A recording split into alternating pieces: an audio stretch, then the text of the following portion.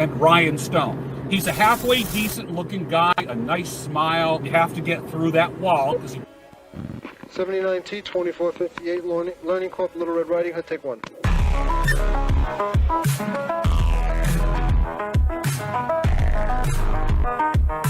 Somebody find out their fucking real names for me. 40 years of my life is in the wire that's gone. Does that make sense? You have to get through that wall. So I only know what my heart feels. Where they say there are Indian people pooping on our beach. Socially retarded.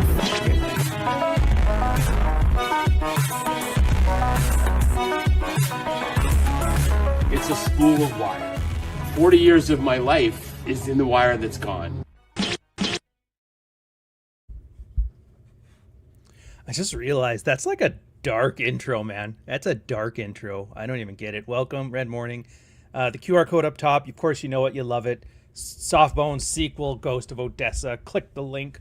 Use your phone, whatever. I'm going a bit meta on this one, which is such a... And I get it. You know, it's like the comedians treating things like therapy. I'm wondering if I need to rebrand. Because up in Canada, there is an entire genre of MGTOW videos, but not like the, Whamen are stupid. It's a genre of MGTOW videos where it's guys just truly giving up. And they all have this hair, except for they don't style it at all. It just looks like a rat's nest. And they don't dress well. It's just t-shirts, and they're usually standing. And a lot of them in Vancouver, which makes sense, because next to Toronto, Vancouver's been... Dude, the Argentina speedrun is real. And then it's like a less charming, successful, or fiscally responsible Aaron Clary is like the genre now. And I almost missed the old school ones. Look at this. Black Pill has devolved into Doomcore. It kind of has. And it just gets me. Because it's like, and if you want to go philosophical, which I don't know why you would, but apparently I'm one of the top 25 philosophy writers on Substack, which is one of the best baseball stats I've ever seen. That's right. I'm right up there with Slavoj Zizek and Jordan Peterson and Noam Chomsky. Yeah, fuck, whatever. And it's just like, I just don't get why you want to go on to the mic and not entertain. You know? It's like being a rapper and you don't want to rhyme or spit bars. No offense to Drake. Just saying. Holy Jesus. Look at this. YouTube has decided to bless me with showing the people who have subscribed to me the thing that we do. I thank you so much. I am worried, bros. I'm worried about that too. It's like this might all be gone soon. And I'm not just talking about like the revenue hit YouTube has done. It's crazy. Like I actually watch in real time how AI is taking over the thing. It's mostly from a user perspective. Like you just don't see people anymore. And the only thing that I have been shown lately on mine is like Indian slop farmers releasing clips from movies with this weird AI voice narrating random stuff in the background to skirt DMCA. I don't know, man. I think days are numbered. Days are numbered. Is this a recession indicator? Probably. The MGTOWs aren't MGTOW. The YouTube's not YouTube. The DMCA's not DMCA. I don't know what we're doing here, man. Yeah, shorts are huge for the algo, but they pay almost nothing. Which, I mean... it's kind of the point. You mean to tell me people will make content for us because we promise them vanity metrics like views and we don't have to pay them for it? Well, sign me up. And it turns out the brokest of broke people will do that. It's literally what's happened with every tech. And I'm not talking YouTube and Vimeo, and I'm talking about every tech. Uber used to be, you know, wonderful. Like I was retired and I thought I'd earn some extra money and just hang out and drive people around cabs. I've had Uber drivers like that back in the day. Guy was an investment banker and he was just bored and it gave him an opportunity to come into town and see his kids and then go drive on the weekends. And I was like, gave him something to do. You know who's an Uber now? Pajitinder. who just came here, doesn't speak English, babbling to somebody on the speakerphone. I don't even know who. And God knows, they actually had to put a thing out. And this is like, I can't believe I'm going all black-pilled on this stuff. They put a thing out saying, hey, ladies, don't get into random men's Ubers and take anything. Because what guys were doing, and by guys, you know who I'm talking about. You know who I'm talking about. We're taking bottled water, injecting like some Rufinol type shit in there, handing it to the girls, and then, you get the little crack on the pop things. Like, oh, it's fresh water. Then they're like, oh, I'm really tired. Let me just go lie down. And the guy's like, well, I mean, she was passed out in the back of my seat. What was I supposed to do? I'm not made of steel. It's like, all right, whatever. Yeah, it's all of this. Airbnb, same thing. Airbnb used to be a wonderful way to live on the economy, which is, I would say, if you're gonna travel, that is the only way to travel. It is a habit I picked up from the military, and it's because I didn't like the military when I was in the military, and neither did a lot of my friends. We're like, we just sailed with you guys for 30 straight days on midnight to 8 in the morning. I really do not feel like hanging out with you and getting drunk and then getting charged because I didn't watch one of you guys grope another passenger or something. So it's like, we would avoid the hotel because that's where everybody was staying. And then we would go grab an Airbnb. And the Airbnb would be like in town. You have to go to grocery stores. You have no idea how much you missed going grocery shopping until you've deployed. And it's just, and the Army doesn't get this.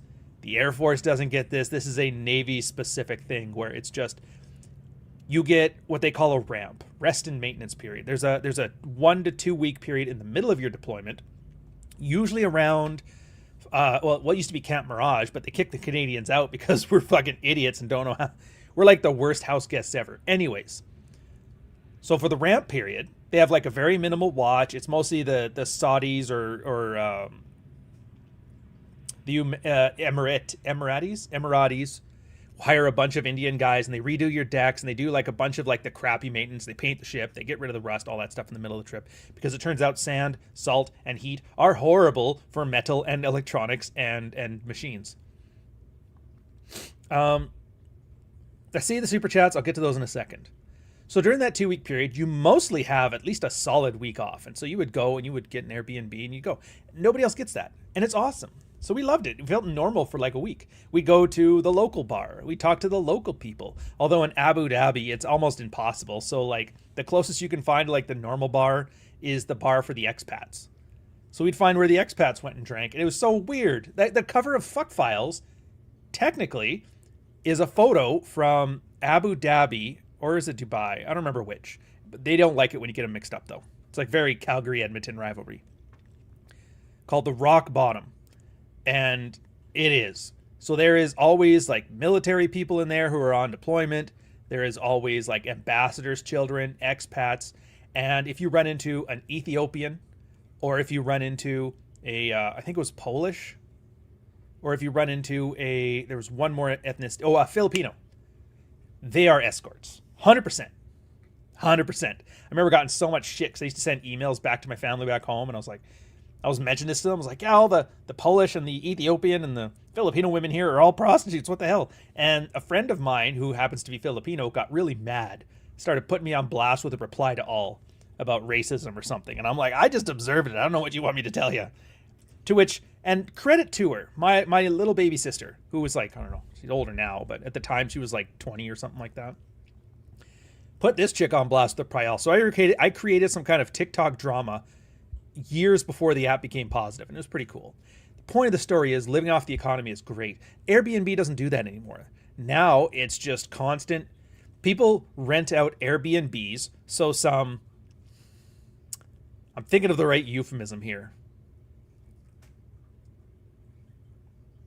Now it's nothing to do with watermelon. Let's just say incidental Americans. That's the best I can put it.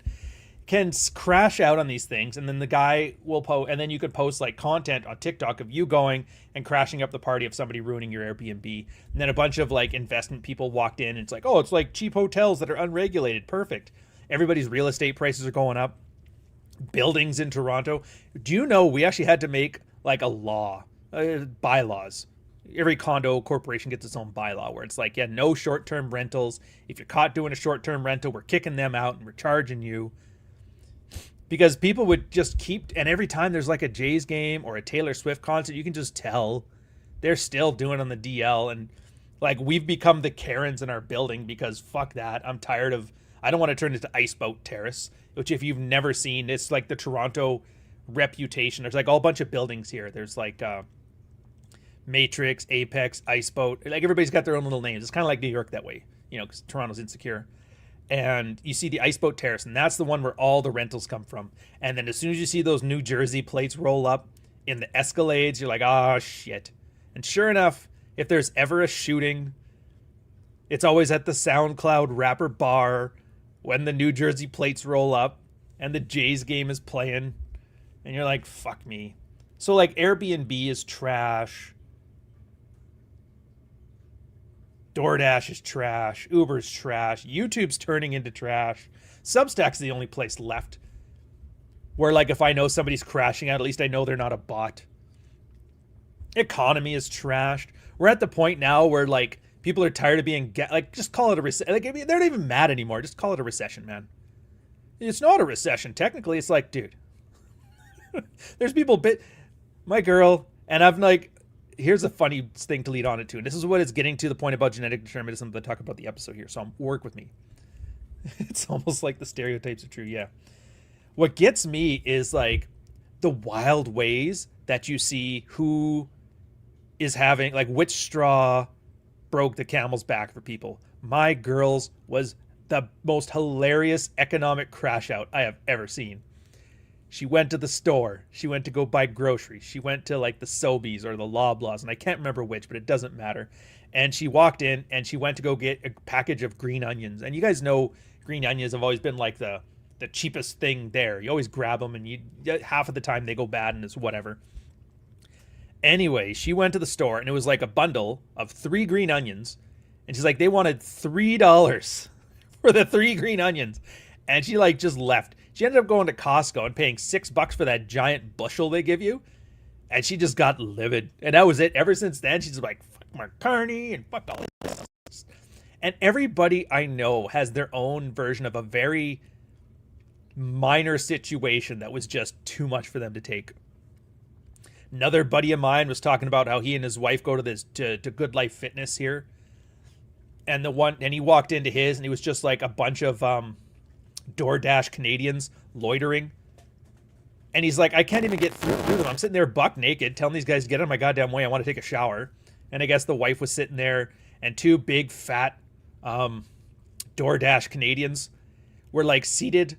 There's like a bench and then there's walls. So they were lying down on the bench with their feet up on the wall and just curried mud flap flying around. And that was there. She's like, I'm fucking done. I'm done. Everybody's done. Which gets me. It's like, they're still well kept. They're still charming. They could tell a story. I don't like that the MGTOW content and the YouTube stuff and the red pill stuff and all these guys are basically giving up, but in the wrong way. Like, there's ways to give up. Technically, I gave up. I had a whole Substack on giving up, but we'll get to that in a sec. We got to catch up on these super chats because there's actually some bunch of good ones. Where's the first one? Oh, God damn it. All right, so I know the first one. I got to find it because it disappeared, but I remember I'll find it. There it was. It was any interest in the KDP's Groundwood paper, which is currently in beta. I hear it's more in line with the mass market paperback. I'm of 2 minds on it. If you guys don't know what he's talking about, Groundwood paper is just, it's like a rougher, thinner paper. You remember how like the Bibles were done with like that really cheap, thin, shitty paper? It's kind of like that, but it's more rough.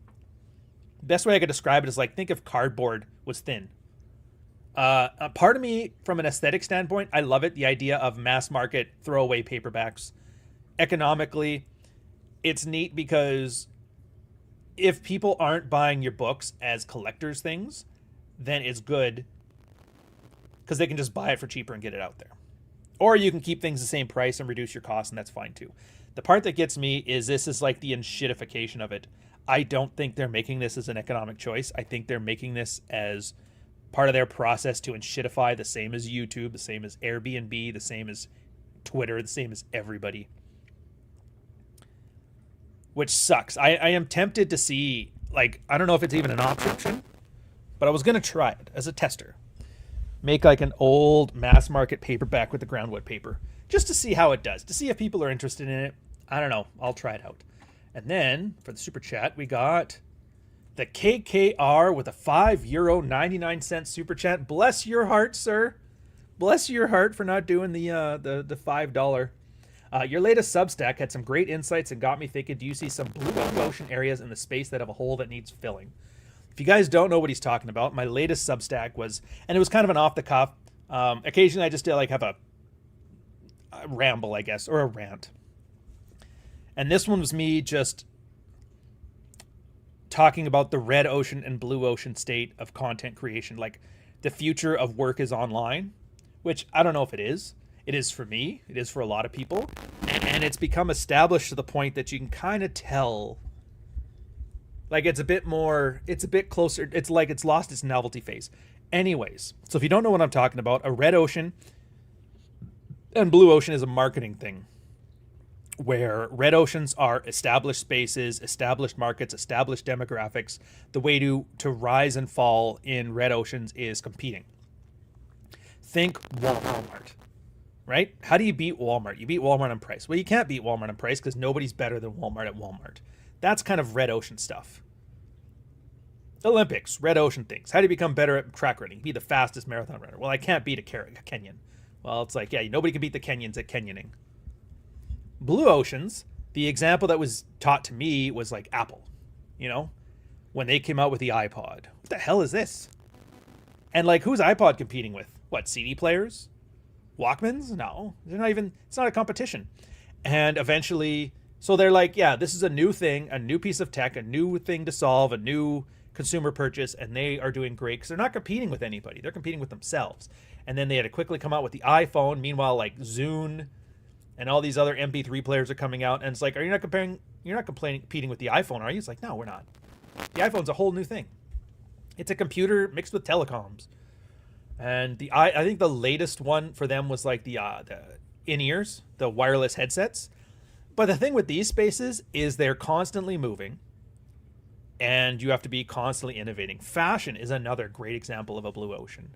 Like, yeah, there's a whole bunch of the marketing stuff, but you can't copyright or trademark a purse or a skirt or a shirt design at all. The only thing you can trademark or is like text. That's why Louis Vuitton puts their fucking logo on their bag everywhere, because you can't rip off the Louis Vuitton logo, but you can absolutely make their purse.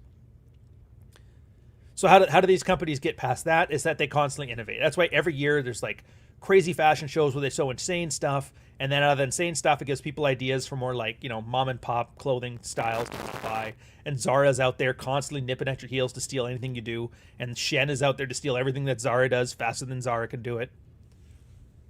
But you're constantly innovating, and so it constantly does. And now I've noticed content creation is the same.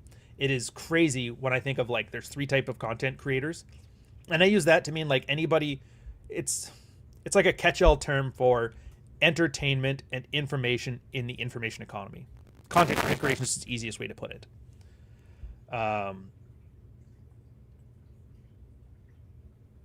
So a lot of people are rich and bored.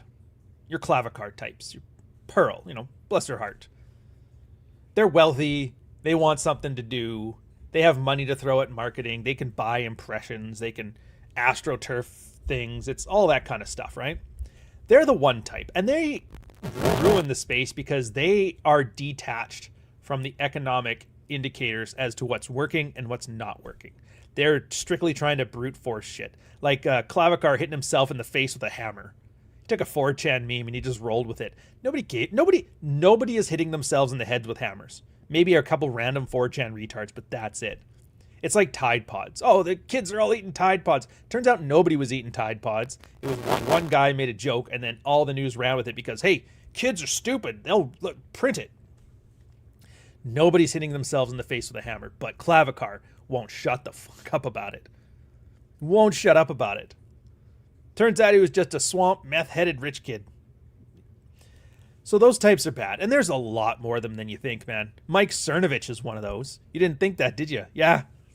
Everybody forgets that. He was like the guerrilla mindset hustler guy for the longest time. And what was his big claim to fame? He married a chick who was a lawyer for Facebook and cashed out on the IPO. And then he divorced her and he got half of that Facebook IPO money. And he's been coasting off that ever since. Which, kudos to him. The problem is, it's like nobody cares about Mike Cernovich for Mike Cernovich. People care for Mike Cernovich because he blasts himself in your face. Well, I'm a fan of Mike. Oh, it's great. It's great. Power to you, man. After 20 years, I'd like to think he at least built some amount of an audience, but that's not what I'm talking about here. There's other people, and I'm lumping Rollo in this one. Well, actually, no, we'll skip to that. We'll go to the second group now. The second group is interviewing for a job. They're your Matt Walsh types. They're your ones that kiss ass. They're the ones that when like Mike Cernovich or Peter Thiel or Ben Shapiro say something, you basically repeat back to them what they said. You're showing I could be a great talking head on your and political guys are the worst for this because they're the most common ones. Because there's no money in ranting at the fucking liberals. There's none, and there's no money ranting about fucking conservatives. You know what there's money in? Getting a super PAC to fund you shitting on the conservatives during the midterms or shitting on Trump during an election year. They're no different than the fucking Antifa retards in the streets fighting in Minneapolis because leave my Somalians alone. Leave them alone. Except for they're doing it for free. And then occasionally, like, we need a new talking head. Like, great example for that. Remember when Charlie Kirk got shot? And then, like, the next week, there was this other pretty boy white guy that was just like, and everybody looked at like, what the hell? He's had like a YouTube channel for 7 years. He's had 6 videos. He's basically a nobody. And all of a sudden now they're trying to tout him as the new Charlie Kirk.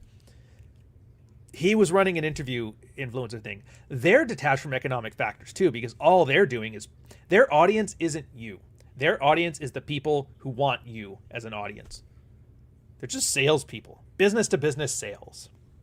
And then there's the third type of content creator. This is the one that like Rollo is, where, and I'm talking strictly from business. I'm not talking about the efficacy of it. As much as you could use this to make something amazing and good and helpful, you can also use it to make something that's grifty and slimy and whatever.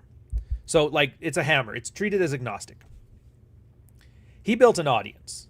There was no red pill when Rollo was first getting started. There was just pickup artists who were on the way down because Indian diaspora kind of fucked it up for everybody. What, the Bobs and Vagine don't like the pickups? It's like, Jesus. I see the rest of the super chats. We'll get to those in a sec. I promise I'll get to those in a second. They're making me laugh, though. Plus, I see the $5. Where was I going with this one? Oh, yeah. So they built an audience. So that didn't exist. He, Royce, Roosh, Donovan, like a lot of guys were kind of making stuff, and then it kind of morphed and get called Red Pill organically, which was neat. It was literally just one guy. Like everybody was talking about taking the Red Pill, but it wasn't until Keone Galt kind of had a game as Red Pill thing that people kind of latched onto it. Same as the term Manosphere. Manosphere was the same, except for it was inorganically organic, if that makes sense. Everybody knows, I talk about it constantly. Mother Jones, a feminist rag back in the 2000s, came up with the term Manosphere. And the idea was anytime, like any guy online had a blog, they wanted to equate them to Roosh and Cernovich because they were big, bad, meaty heads. Hey, remember when Roosh said he wanted to grape women in their house? Remember that? What do you got to say about that? You're like, I run a woodworking channel. What the fuck is your problem? And so every guy online got to get lumped in as this identity group of Manosphere. It was a play on the blogosphere. And then, of course, guys being guys can't help but take a negative frame. Somebody else defines you as a Manospherian.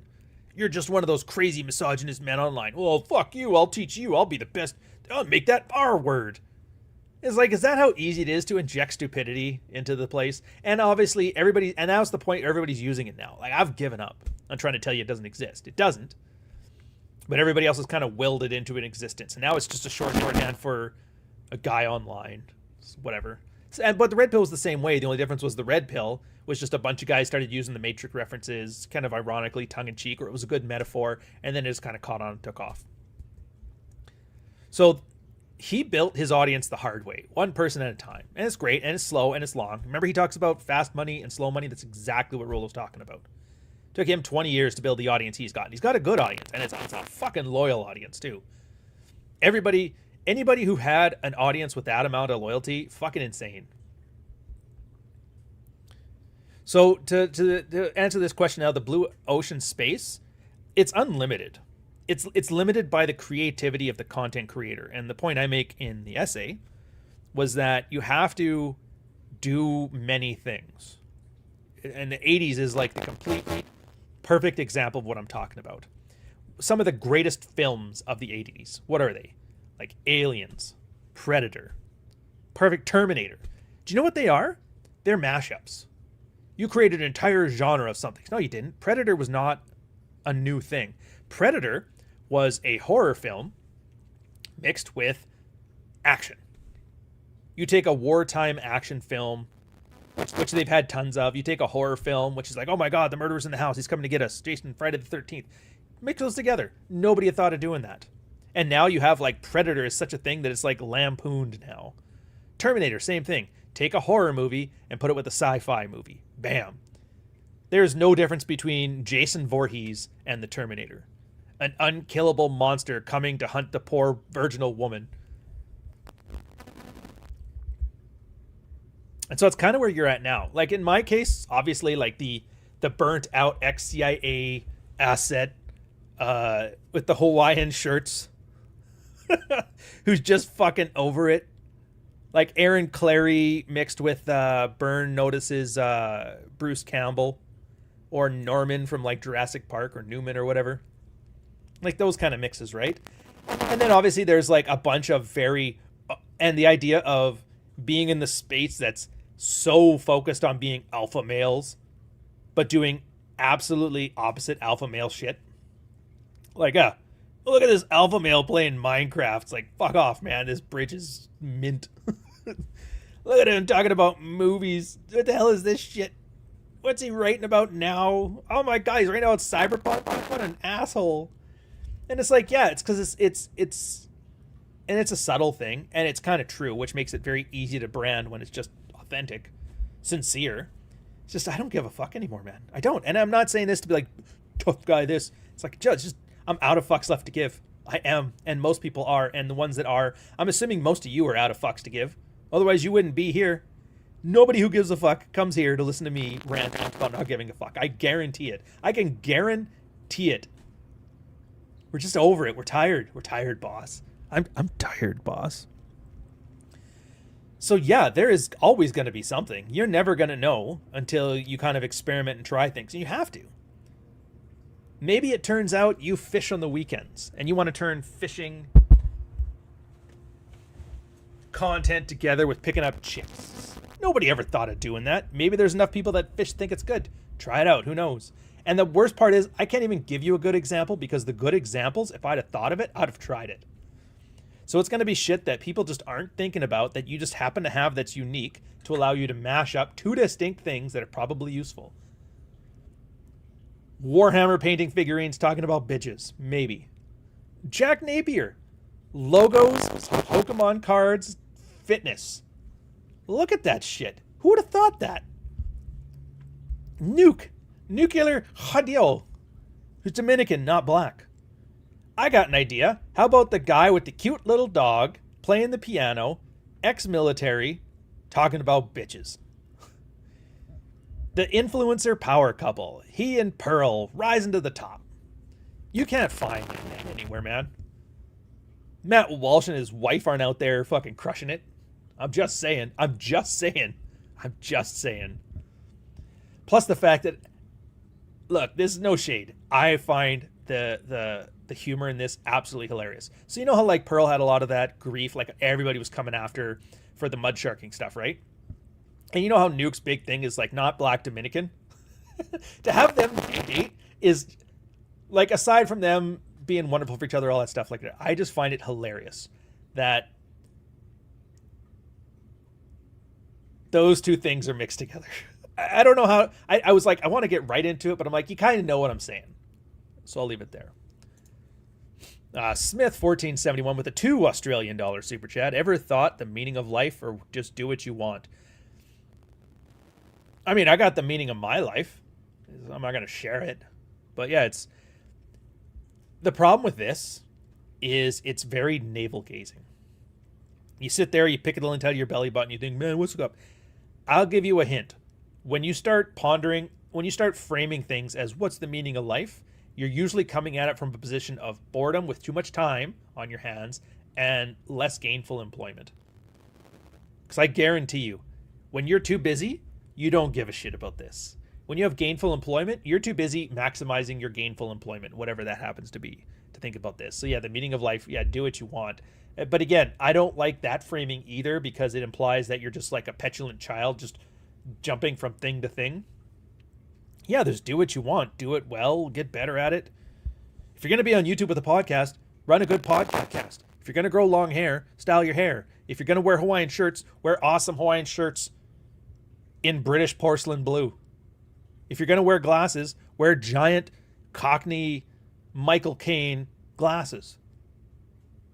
If you're going to get hit by a car, get hit by a car. Lose a finger almost. There's just something to be said about it. And I don't like how like autism has become a thing because I don't think autism exists. Like I don't. I know there's a condition of non-responsive people that like emotionally can't handle things. Like, you know, something about marrying the guy's like, don't touch my headset. You touch it, he fucking chimps out. Like there's that condition. But it has since morphed and expanded to anybody who's focused on doing something well. Like somebody who really is good at something and hyperfixates on it, they call it autism now. It's like all of a sudden cancer became avant-garde and in vogue. And you get to have some victim points because, oh, it's a disease. I know because some egghead in this lab chair said so. It's like a mix of that and fucking gluten intolerance chicks. I don't know who had the bright idea, by the way. Hey, celiac disease. Let's piggyback on this shit because I don't want to have a muffin for brunch. It's like, fuck. What are we doing here? We're so desperate to show how downtrodden we are. We have to latch on to like, and it's like gluten intolerance and celiac. Celiac is like an intestinal disease. It's a poop disease. It's one of the worst diseases to have. It's not glamorous. It's not stylish. There is no like bonus to it. It's not like you get a superpower. Oh, celiac disease. Well, it can't have gluten, but turns out my sugar tolerance is off the roof, so I'll never get like there's nothing of that. It's just horrible. At least cancer, you have to shave your head. You can look cool as a bald guy.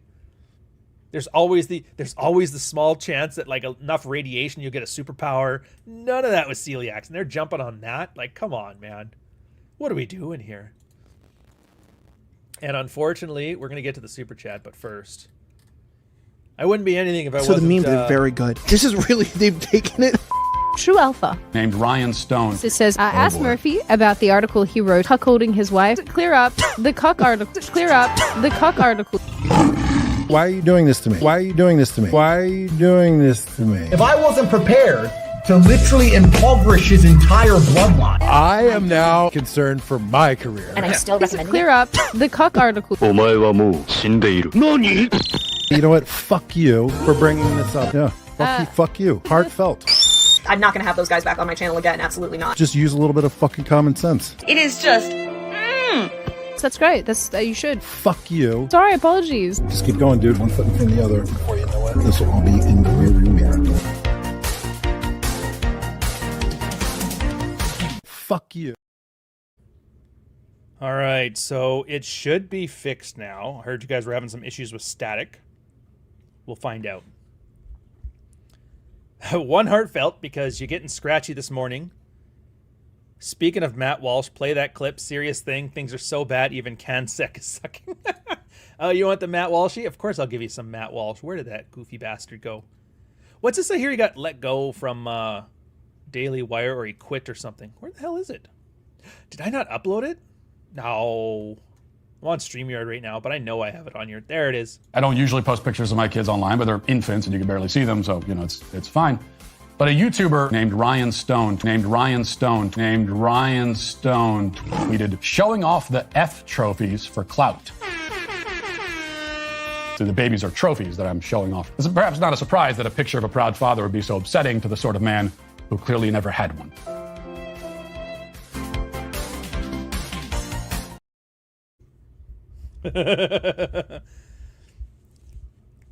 Things are so bad in Canada, even CanSec is sucking. What's been happening with...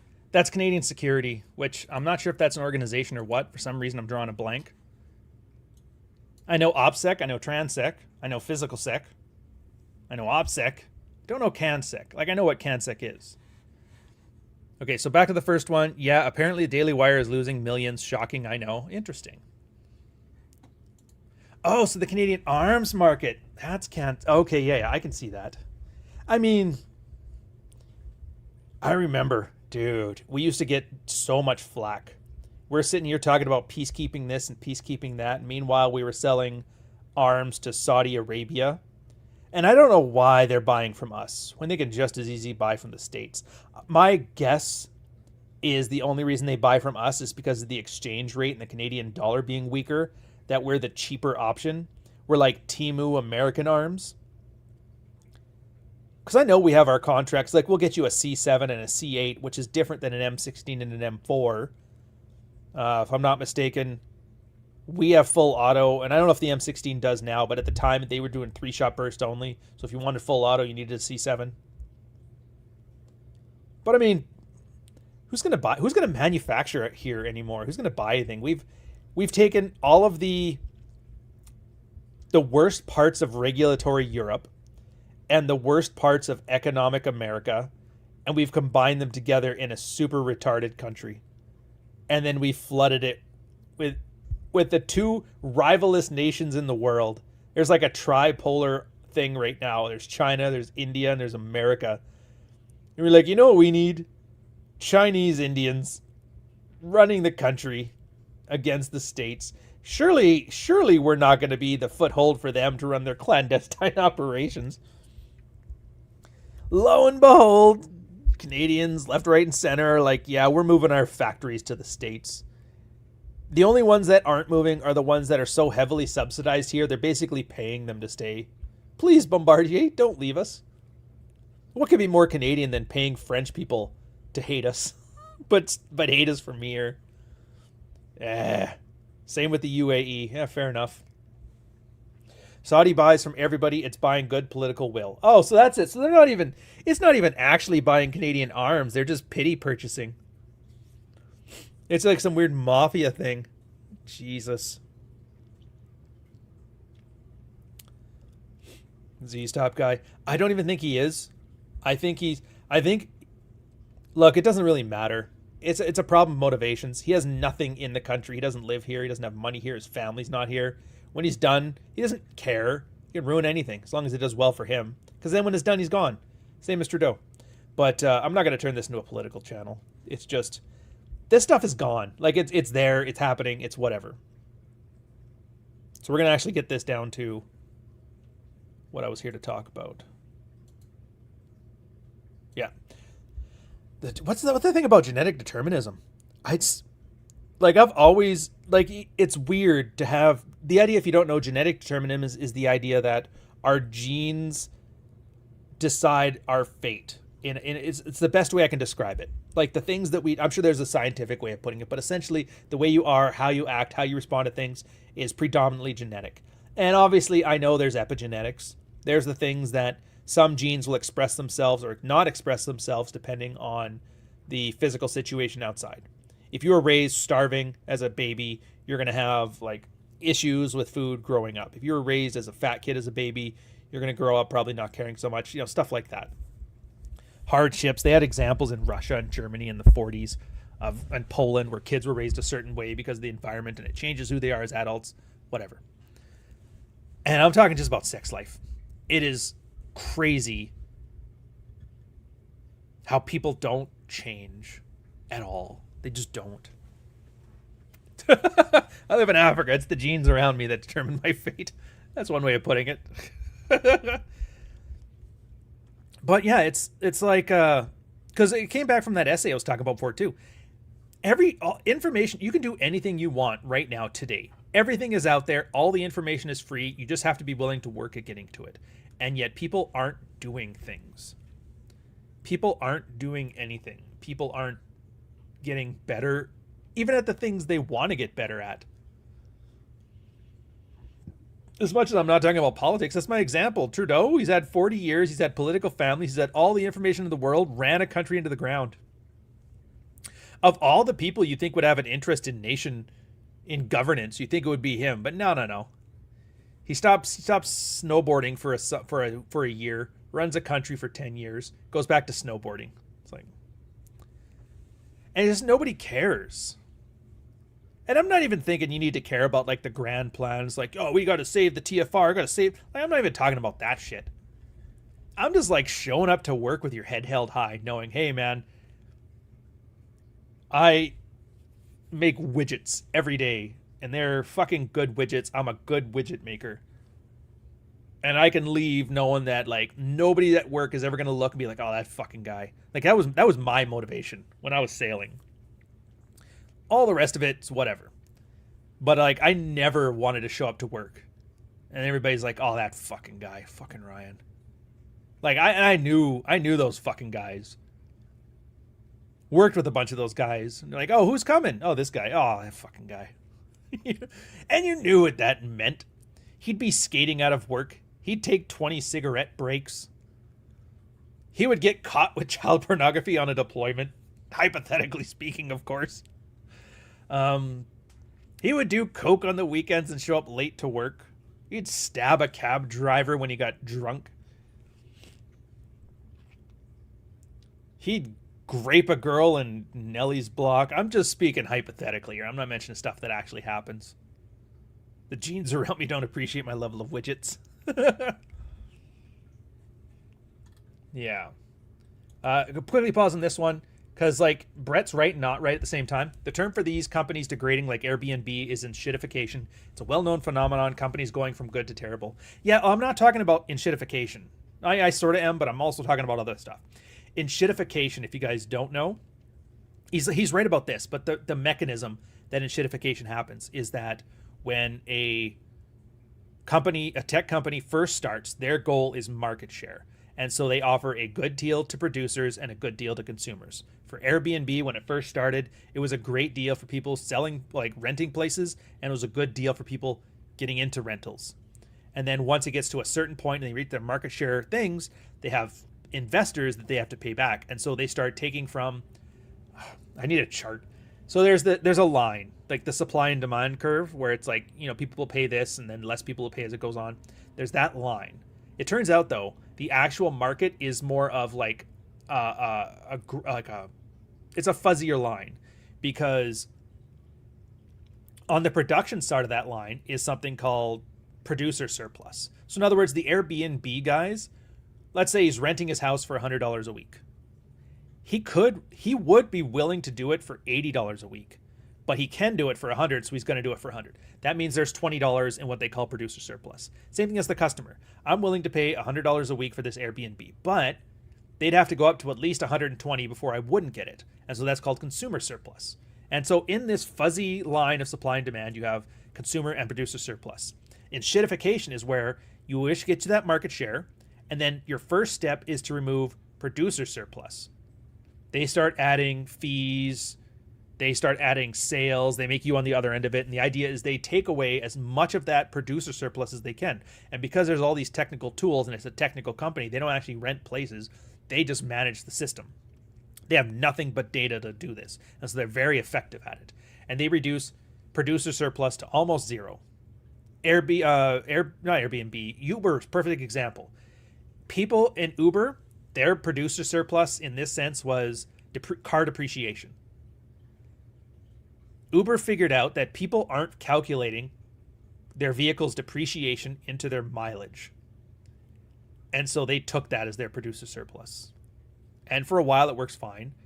But then, of course, you got to keep going for more, because investors are like, well, that was good, let's get more. So they start taking away the consumer surplus. The prices start to rise until it gets to the point where it's like, so now where you had a $100 rental that producers would have rented for $80, are now having to rent for 80.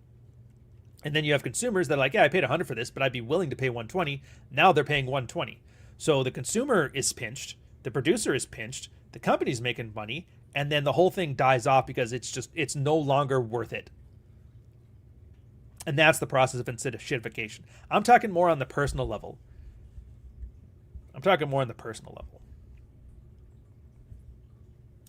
Anyways, we're going to put that one away and get back to genetic determinism. So information is free. It's free. You can get anything you want. With the red pill, for example, the married red pill, the single red pill, everything you guys want is there and available and free. You don't need to pay me a dime. You don't need to buy Frame and read everything about guys who develop Frame or the tetrahedron. You don't need to read about Dread. You can learn everything you need to know about Dread. You don't need to read about Game. You can learn everything you need to know about Game. Everybody has tried everything all the time, and it's there. You can try all of that stuff, and it's all there for free, and all you have to do is go get it. But you don't. I mean, maybe you do, but most people don't. I'm very comfortable saying people will not make the effort to improve their material circumstances at all. I've seen it at work, man. I've seen in the public sector and the private sector. The public sector, the government literally said, we're going to start up a program. You don't need approval for it. It's arm's length from your command. You can go to university and study anything you want as long as you can at least plausibly tie it in to being a better sailor. And if you pass, we will pay for it. Nobody took it. I was like, I took it. I've had a whole, like, you know, I'm not going to get into the Batman origin story, but basically it was part of my exit strategy. Like, I'm fucking out of here. And I remember the liaison that I had to deal with was like, dude, nobody does this. Nobody takes full course loads. Like we talk about, everybody takes one course a semester. So on their performance evaluation reviews, they can say studying for a master's in blah, blah, blah. And it was like, really? So that the only thing they used it for was to scam the system to get promotions. It was arguably a harder thing. Like, I'll tell you right now, you work your ass off for 4 years to get extra points on a PER, you can get one promotion. And one promotion, at best, will earn you an extra $5,000 a year. Or you get a degree in 4 years, use that to apply for a civilian job that requires a degree, and they will pay you 20 grand more a year. Do you see what I'm talking about here? And on top of that, the $12,000, $20,000 you spent on the degree, you're getting that back. So you paid zero for this. All you did is you paid for time. Nobody took advantage of the program. I'm literally the only one that I know of that did it. You know the program people did take? There was this, not ILP, it's, I can't remember the acronym for it, but it was essentially an officer course. They would pay you to go to university to get your degree. Afterwards, they would enlist you as a officer. You'd be, have the spaghetti stripe and you do like the officer cadet thing. Actually, I think depending on your rank, they would automatically promote you to a subby or a lieutenant if you were like a chief. No, if you were a chief, you got to be a lieutenant commander. And anyways, whatever. Everybody loved that program. You know why? Because you got 4 years to be a paid student. You got to take time off of work. It was like maternity leave for men. But the thing is, you had to have, like, your command team had to approve it. They had to want you to be an officer. You had to kiss a lot of ass. And it was just like, for 4 years of laziness, it was amazing the amount of work that people would put in just to get out of doing work for 4 years. Just to go back to the same job they had before to earn officer pay, which is better, but not that much better. It was a very strange thing. The reason I mention that is because I noticed within the red pill space, most guys are just the same. It is the weirdest thing. I couldn't explain it. I'm like, I don't understand. Sidebar. Everybody's been talking about the sidebar. Sidebar, read the sidebar, read the sidebar, read the sidebar. What is the sidebar? The sidebar is a curated list of things that people think are important for their understanding of the red pill and how it applies within their personal, interpersonal, and sexual relationships. Right? And it's not like somebody gave it to you. It has been curated by 100 people over a decade. And it's all there with purpose. It's all, even the things that I don't know why they're there. I kind of see why people would put them there. I don't think it's useful, but I understand why it's there at least. Like, what's that? Richard Tomlin's Sexual Utopia and Power, which I still, like, fuck that. But whatever. Maybe it's anger. Anger phase guys can get some value out of it. Fuck these bitches. Esther Villar, same thing. Glover. And it's almost a frustrating part of work where 80% of my professional time is spent going over Glover and Manuel Smith. The very two most basic bitch books out there. When I say no, I feel guilty. No more Mr. Nice Guy. Basically, boundary enforcement, nice guy behaviors, assertiveness. 3. These are the most basic things in the red pill. They are the foundation from which everything else is built on, whether you know it or not. And the expectation is, like, for example, I have a workshop. I charge, like, I think it's like $7 a month. It's nothing. Because it's not really about, like, maximizing shareholder it's not in shitification. It's just I want to make it a cheap enough price that A, people are willing to invest in it. B, people aren't, like, if you charge too much, people feel compelled to make use of it. So, like, every week they're in there talking about useless shit. I'm like, no. I want it to be at a price where somebody can, like, skip a month because nothing important is going on and be okay with that.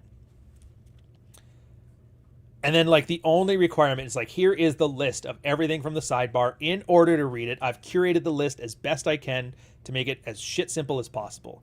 And even then, most new guys don't. They come in with, like, thinking it's Dear Abby. I have a situation. I need your advice. It's like, you don't want my advice. I'm not here to give advice.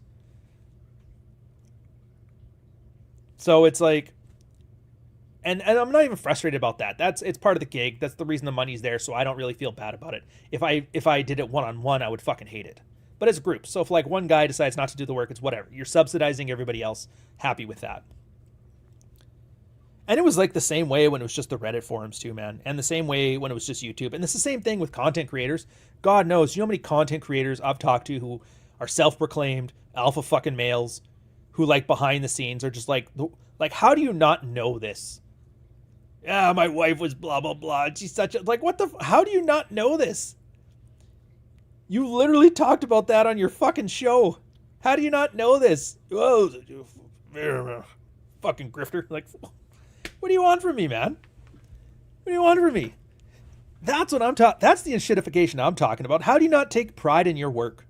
Like, look, man, I am not the role model for men. I am not the greatest thing since sliced bread. And I'm not saying that to be humble or to mean myself. I understand in life I am a 7 out of 10. And I'm not talking looks. I'm talking about just in general. Money, IQ, whatever thing you want to. 7 out of 10. And I'm comfortable with that. Above average is great. Just short of genius is wonderful. It takes all the pressure off. You can live your life and be good. But I make damn sure, like, at home, I can do basic bitch boundary enforcement with my girl. I can be assertive. I use the tools. Do you know how many fights, not even fights, but you know how many arguments I've had over the years where, like, her first go-to response is, you're just doing that shit, like, with your friends online. And I was like,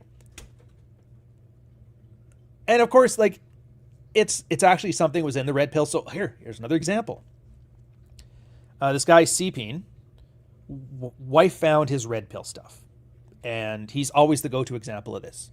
Because his wife put him on blast. She went onto Reddit and she went to, like, the hate groups and started bitching about, my husband is Sepine and he's this and he's that and he got... And it was a pretty fucking brutal situation. It's like she wanted a third kid. He did not. She's been a really shitty wife. And so he just said no. He said no and he stuck to his boundaries. And it was at the point that, like, this boundary was important enough for him that he'd rather leave than buckle. And she had a meltdown over it. And the whole internet, 100,000 people were calling this guy a fucking asshole. And he held frame through all of it, man. And, like, that's boundary enforcement. If you're not willing to break up for it, if it's not that important, then it's not a boundary. So what are you enforcing? You're just having a wish list with a temper tantrum. Like, what are you doing? What are you doing, man? One sec, I get the charts back up. There we go. And he brought up, like, his lessons learned from what happens when your wife finds this stuff. And it turns out not much changes. The game is exactly the same. That's where that pithy aphorism where like game is like makeup. Even if you know you're running it, it still works. Even if you know you're wearing it. It's the same thing here. Yeah, so you're getting shit tested with like the terms from your stuff. Well, that's not very alpha. It's like, you just don't let that shit phase you. You live your life. Again, same thing. And like guys just aren't. The guys that are sitting here supposed to preach about it aren't doing it. It's like, how can you expect the audience to do it? I'm like, I don't. I've made it very strong, a very strong business decision early on to not get attached to the outcome of any of this stuff. I can't be held responsible for it. And if I rely on the goodwill of men putting in sincere effort and bettering their lives, that's the fastest way to put a gun to your head. You know what I mean? I'm not going to be attached to that shit. Fuck that. So I've never been a fan of genetic determinism. I like the idea that you have free will. If you really want to, you can achieve something. You can learn something. You may not be the greatest on earth, but you can get to like a 7 out of 10 in competency in anything if you put your mind and your forearms and your back into it. But after 10 years of seeing guys not do that, from the top down, you got the alphast of alpha males preaching from the heavens. You've got the lowest of the low. I can't get a woman. And they are all doing the same amount of not fucking anything. Talking the talk, walking fucking nothing. I don't even know what the catchy term is for like talking the talk and walking the walk, but without walking. Not doing anything. Puffing their chest, talking about how great it is. It's Walter Mitty all the way down. But then you see a few. I'd say 2 out of 10. 2 out of 10, best case scenario, that actually do shit.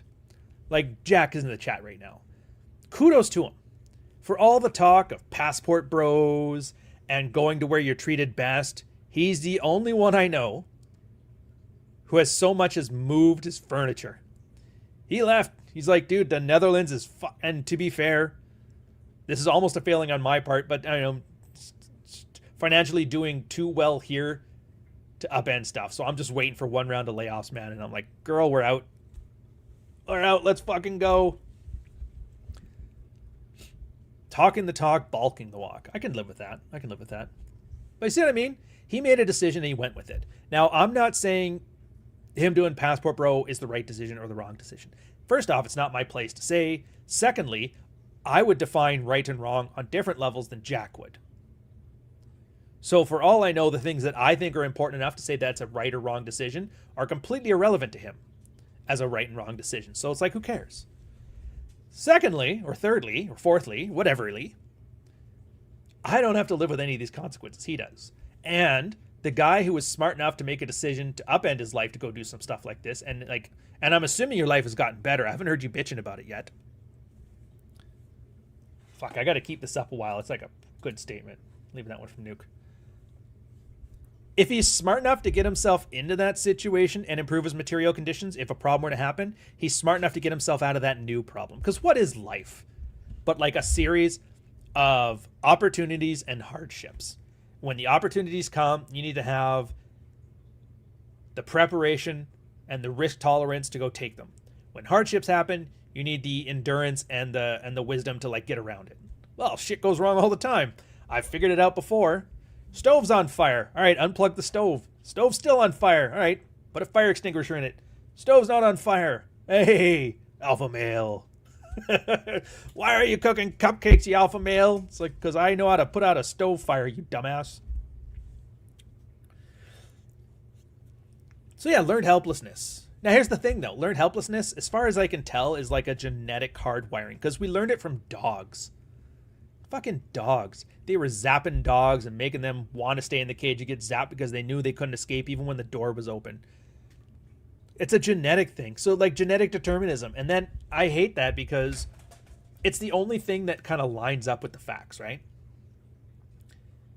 Guy's life is horrible. Guy hates his wife. Guy wants better. Guy can be better. Chooses not to. Learned helplessness. He could make a choice. And that's the thing. There's free will. Why would you choose to do this? It's like, maybe it is a genetic thing. Maybe it is genetic determinism. And of course, there's the racist side of things too. I mean, like, I always talk about how pickup died in the 2000s because Toronto killed it because of our first wave of the Indian diaspora. The pickup stuff worked. It worked for two reasons. One, it gave guys a scaffolding for their life, right? You had to go from, how do I go from saying hi to a girl to sticking my dick in her? And what the guys offered was like a framework. All right, well, there's three main things you need to do. And of these three things, there's three sub things that you should kind of focus on. So there's 9 steps to go from here to there. And then you systematize the entire dating process. How good's your opener? How good's your rapport building? How good's your DHVs? When you escalate physically, do you know like what's a friendly touch versus a seductive touch versus a hot and heavy let's go fuck touch? Do you have any idea? Somebody would make the DeCarlo escalation ladder, and it sounded autistic, but again, everything's autism lately, so why the fuck not? Why the fuck not? And a guy would get through all these steps. And the thing is, it offered help in the sense that, not in the sense that this is the only way to do it, not in the sense that we're mechanical creatures, although I'm kind of thinking maybe we are, in the sense that a guy was paying attention to what he was doing. You would call it an opener. You call it an icebreaker if you want to, too. It doesn't really matter. When you first go start talking to somebody, how do you do that how do you get good enough at telling stories, being engaging, looking the part, to get somebody to want to talk to you? So you'd focus on that stuff, and then you got good at that stuff, and then you'd focus on the next part. You can't immediately go to groping a girl in the underneath the legs. Well, if you said hi, you got to start slow, like grab her on the elbow or the arm or something like that, and then work from there. And they can focus on that. And it turns out everybody found out they had weaknesses in various parts of game. Maybe they sucked at logistics, which is a huge one, by the way. Most people, openers and logistics. You get those two things sorted out, the rest sorts itself out. What are logistics? Well, you're on a date with a girl. Where do you go? Where do you go after that? Where's the third place?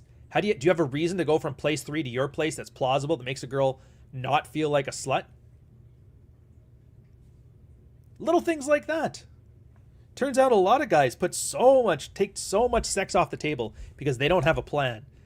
And they were just like, I was just hoping to take you back. It's like, is your bathroom even clean? Well, no, but well, dude, I'm telling you right now, this is one of those dating things that they don't tell you in dating school. Fuckologists know, though.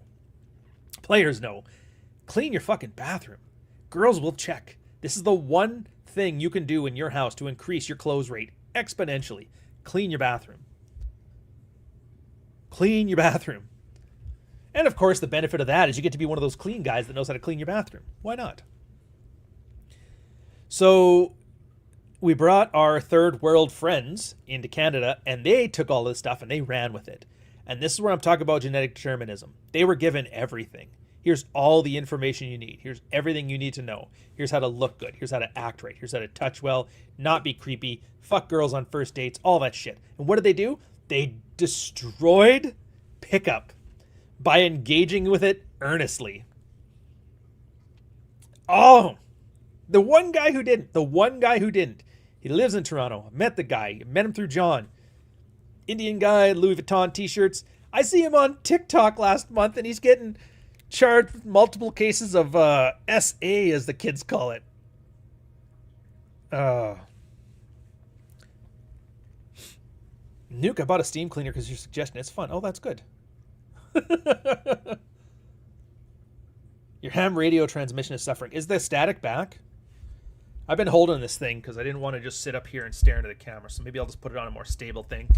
Give you guys a better listening experience. That's on me. All right. And so they just ruined it by engaging with it earnestly. And I'm watching the same thing with the red pill right now. So it's like, I don't believe in genetic determinism, but be damned if it's like, I understand. And I don't know what to do with that information. Because if that's the case, then this is all horse shit and we're all just dancing around. To be fair, though, I kind of knew. I talk about the bell curve all the time. I don't think this space is for everybody. I don't think most spaces are for everybody. I think they're for a very select few people. And I often talk about sexual strategy as a bell curve where most of the people in the middle are products of their environment.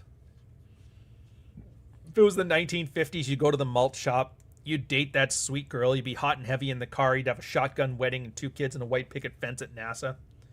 If you're born in the 70s, you just slept with her in your avocado green station wagon and laughed over the oil shocks, did whatever. If you're born in 2026, you're going to have a life where you're just playing Fortnite all day in your thing, yelling at women online from 4chan or whatever replaces it. And they're just products of the environment. And then there's the low part of the bell curve where it's guys that like, yeah, you better pray there's a war and we kill enough guys that you got a shot because you're antisocial. There's that guy that's always in this chat fucking around. It's a perfect example of that. Refuses to be anything but lost. Refuses to do anything not self-sabotaging. Doesn't know any better, doesn't know how to know any better, resigned with being shit. Will drag anybody down. He's a drowning victim. Don't go to help him. He will drag you down to give himself a couple extra seconds of air. And then you got the top of the bell curve. The top of the bell curve is the guy, doesn't really matter. He's tall, he's handsome, he's attractive. You could put him in Soviet Russia and he'd have a harem of commies. You could put him in Pal Pot little areas. He'd be sitting there, his own little pile of skulls. But he's like, yeah, these skulls are hot bitches. I'm only here for the bantering and the hair care tips. Which, by the way, for this longer hair, something else, so I've been talking with my stylist, and yes, I have a stylist. And because it's Toronto, this is my one flex. $130 fucking haircuts, man. Jesus. For a guy, you know how insane that is? But the thing we're doing, layering to get like all the messiness here. But mousse, I didn't think about it. I have like pomade, I have hairspray, we have that stuff sitting in the house, whatever. But I said, yeah, you want a mousse. And he's right. You just like air dry your hair until it's about halfway dry. Take a thing of mousse and just kind of fucking run it through your hands. Kind of like trying to mess it up, and then it handles the rest for you. It's awesome. It's still mobile, and it still does its thing, and you never get that hay bale effect with like super dry hair and that. And unlike the pomades and that, it's lighter, so you don't end up weighing it down. So for those of you with finer hair, you'll probably like that a bit better. I use gel at times to clean things up. Yeah, see, I don't know. I remember gel. I don't know if anybody remembers this from the 2000s, but Dip-de-doo was like everywhere. And it's like, it's too hard. Like gel, I don't understand what use case it has unless you have short hair with frosted tips. I can't think of another case. I really can't. The question for this is no, I actually haven't even started recording it yet. It hasn't even been out for 3 months. I was probably going to start it the next month or two, maybe. Probably be out in the fall. At this point, I'm trying to go hard on marketing it first. So we'll see. Oh yeah, that's the other reason I'm liking mousse is that it's not as susceptible to humidity as like a clay or a pomade or any of the heavier products are, which is nice.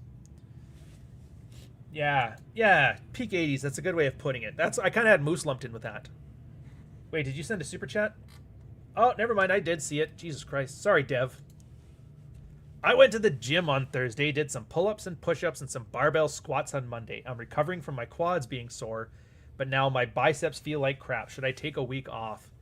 Well, are you hurt or are you injured? Having said that, what kind of fucking workout are you on? Where you go to the gym and just do some pull-ups and barbell squats? So, like, what is... the rule of thumb with injuries is, are you hurt or are you injured? Hurt is just hurt.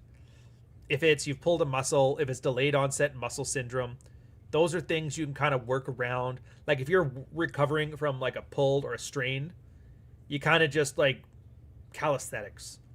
If it's just a sore muscle because of DOMS, you kind of work through it anyway. You're not going to be able to lift as heavy as you want. The micro damage is fine. But if it's an injury, yeah, don't work through that. You can work around it. The bicep's not an essential muscle. You can do squats with a pulled bicep. You can do push-ups with a pulled bicep. I would work lighter. It's not like a hand injury, like anything that has to do with your grip, like your forearms or your hands. Amazingly hard. Lower back, amazingly hard to do anything else. Shoulders. Those are the three body parts that I'm like, yeah, no, it's just it's too much chance for injury. But the rule of thumb, just go light. If you're hurt and if you're injured, take the day off or just do some peripheral stuff. Calisthenics, planking, whatever. I found swimming, if it's a lot of muscle soreness, swimming is an amazing way to fix that. You know how you have that? Like, oh, I did the workouts and now I'm sore for like a week. Go for a swim. You would be amazed. You just do some laps, and yeah, it hurts, but it's some mixture of the constant pressure of the water, doing like a full body massage in you as you're going through, the calisthenics, like it's always a little bit of muscular training, because it's like you have to kick through water. And part of it's the temperature of the water. It's always cooling you off. The dilating of the blood vessels. I can't explain the science to it, but the most active recovery. I guess that makes sense. Yeah, it's just crazy how well muscle soreness goes away after a swim. Anyways. Thanks for reminding me, dude. I don't know why I didn't see that super chat. Oh, wait. Active recovery, they're calling it. But yeah, if you're injured, working through the injury is just going to make the injury worse. I wouldn't do that. So, what about injury versus chronic injury? They're both injuries. You know what I mean? If something's injured, chronic injury is usually people trying to work out through injuries. Usually. There's way better people than me to be asking about this shit, though, man. You don't worry about me. I'm worried about genetic determinism, of which I am uniquely qualified to speak about. Fuck. Yeah, it's just, I watch it, and it's, everybody has the same information. Most guys fail miserably. And not only fail miserably, like they can't understand why. And you always want to make sure, as like from like a teacher or an enabler or any type of person who's like imparting information to other people, you want to make sure that that's not a problem with your delivery of information. Maybe I just explained it wrong. Maybe I did it wrong.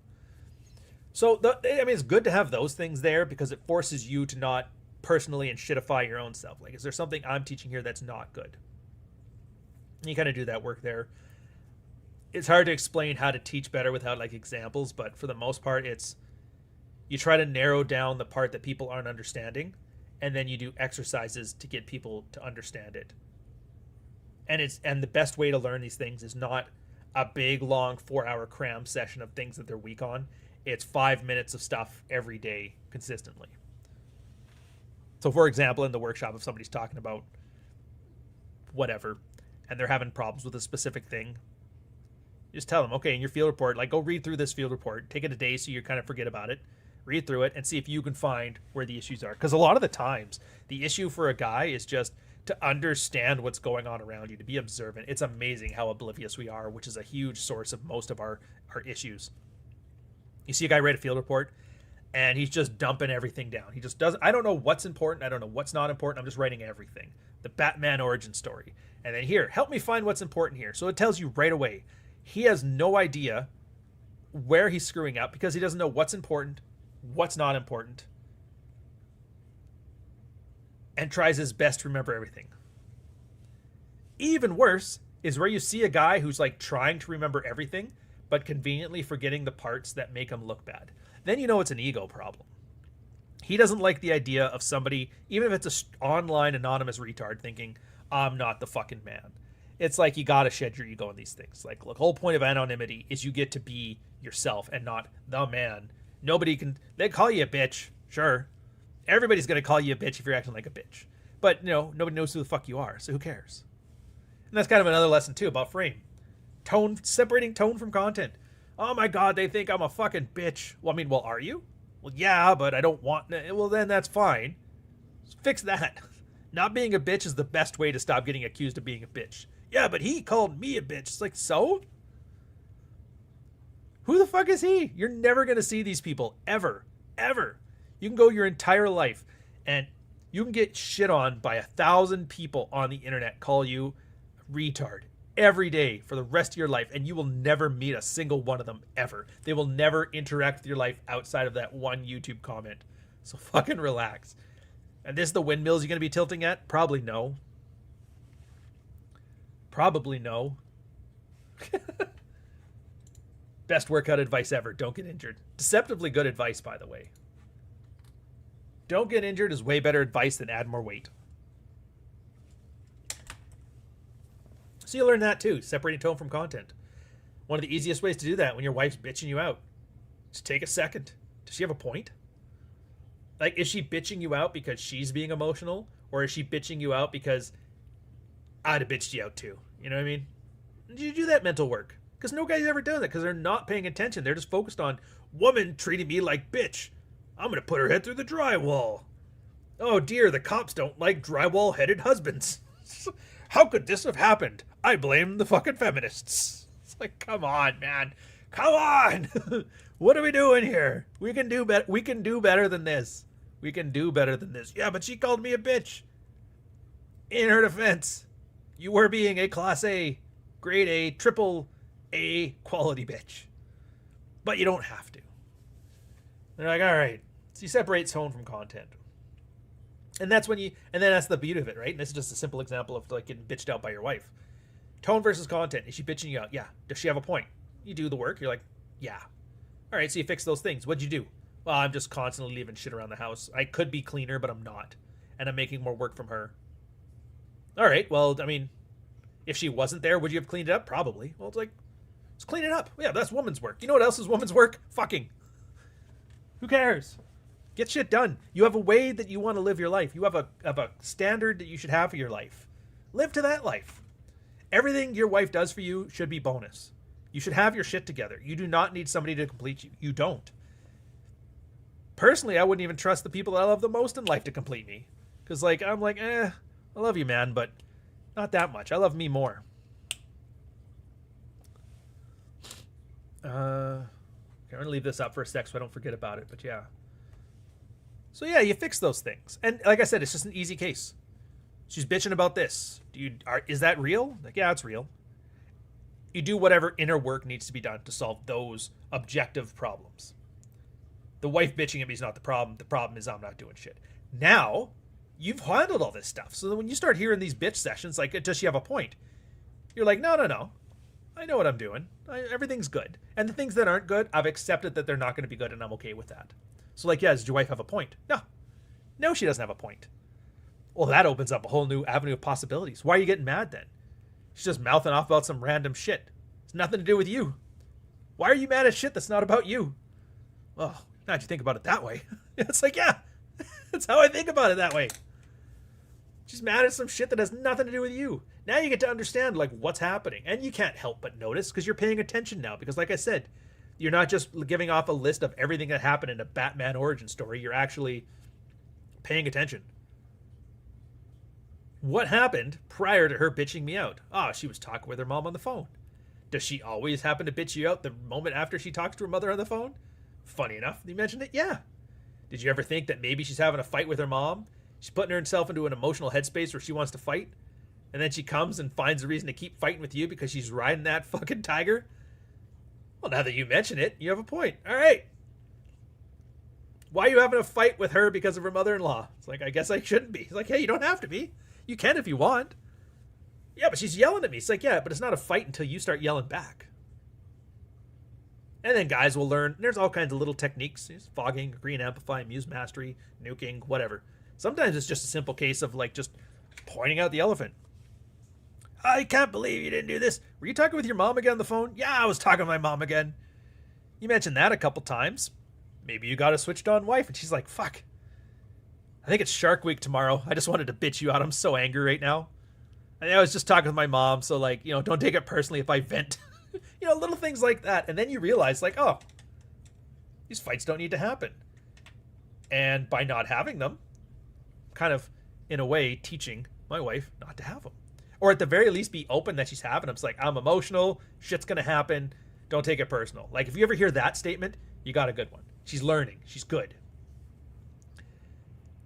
And then what happens? It's not that you get better at having fights. It's that you stop having fights because you guys are learning your triggers and you've learned how to strategize around her triggers.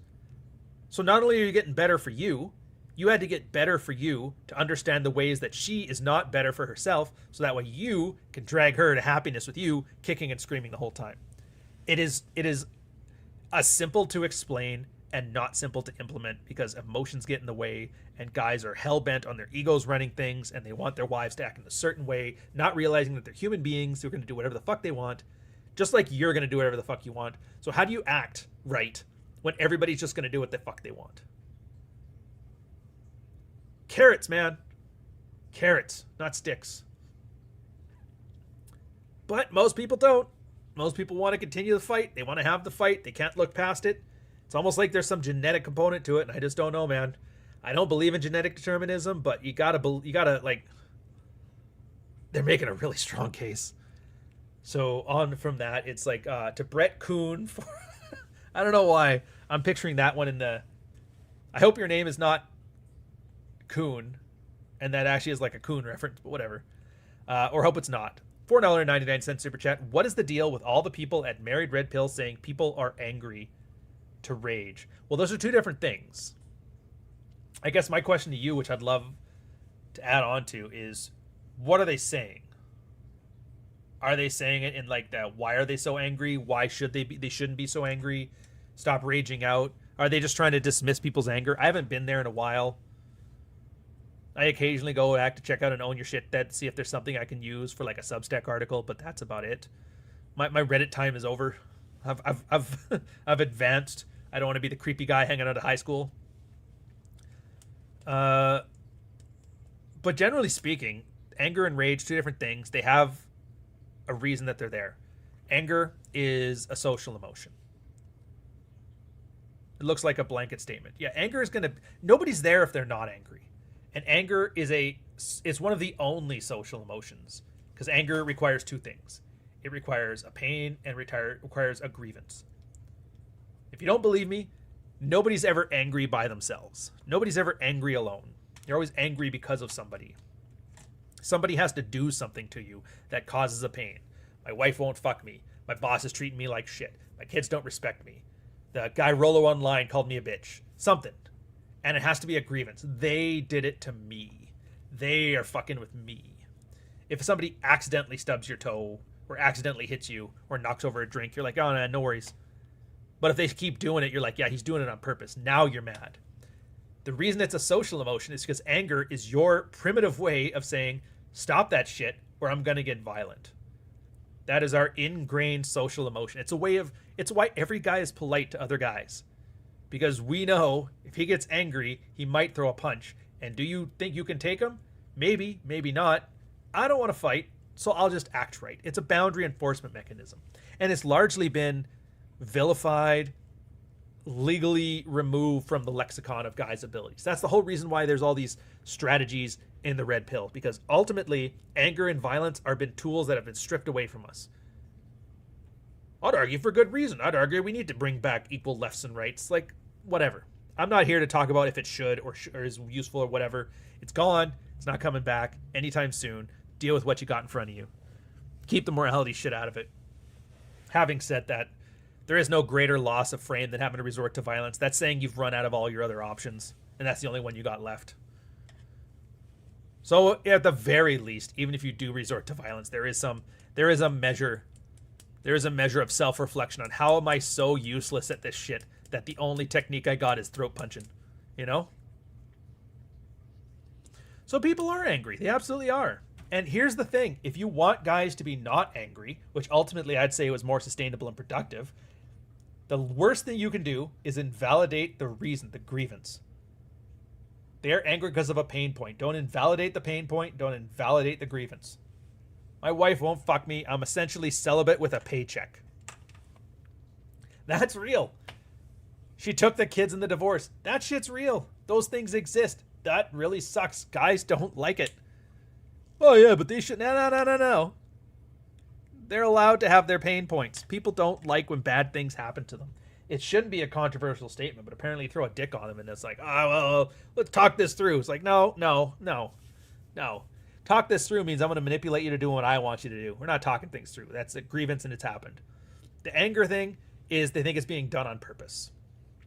Now, sometimes it is, but sometimes it's just, I don't want to say you're doing it to yourself because that's like a blame fault thing and it's not where I'm going with this, but the actions that you are taking are all but ensuring this is an outcome.